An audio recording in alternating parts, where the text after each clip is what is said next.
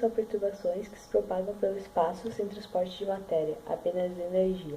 O elemento que provoca uma onda são denominados como fontes. Como exemplo, você joga uma pedrinha no lago e daí forma ondas circulares. São exemplos de ondas do mar, rádio, luz, som, raio-x. A parte da física que estuda as ondas e suas características se chama ondulatório. Ondas mecânicas são ondas que dependem de materiais para se propagar, ou seja, dependem do transporte de energia cinética e transporte de energia potencial e da elasticidade do meio, por isso elas não se propagam no vácuo. Alguns exemplos são a corda, a mola,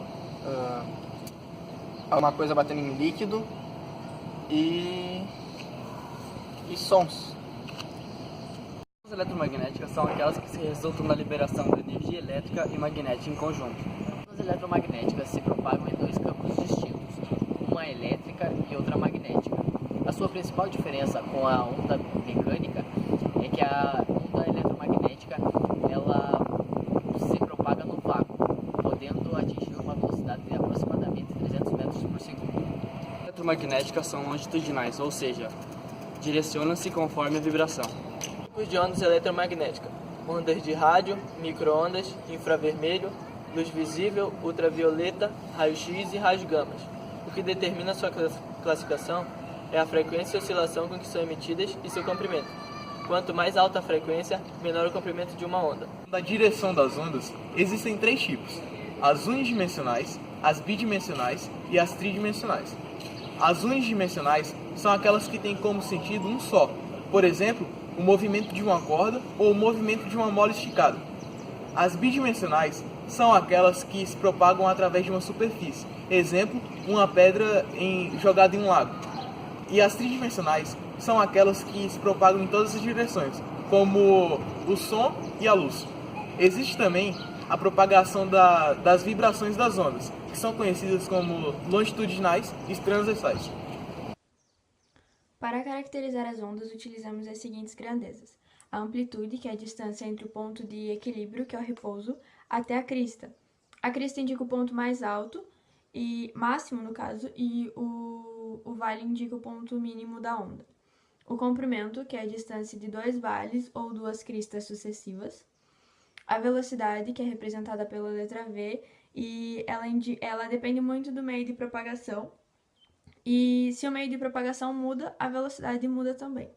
A frequência, que é representada pela letra F, ela corresponde ao número de oscilações da onda em determinado tempo.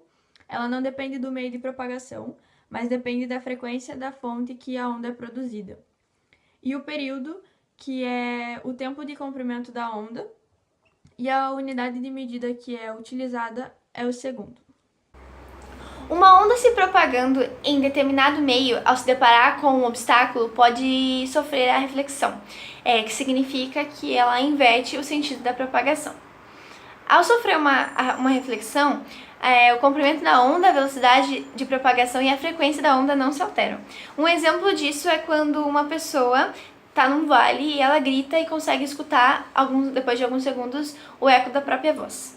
Através da reflexão da luz, a gente consegue ver a nossa própria imagem em uma superfície polida, ou até mesmo na água. A difração ocorre quando as ondas contornam os obstáculos.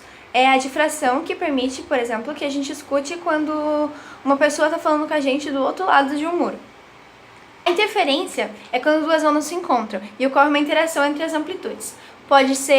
A interferência ela pode ser construtiva, que é o aumento da amplitude, ou destrutiva, que é a diminuição da amplitude. A refração é um fenômeno que ocorre quando uma onda muda o meio de propagação. Nesse caso, pode ocorrer uma mudança na velocidade e na direção da propagação. As ondas numa praia elas se quebram paralelamente à orla devido ao fenômeno da refração. A mudança da profundidade da água, que é o meio de propagação, faz com que a direção das ondas se modifique, tornando elas mais paralelas à orla da praia.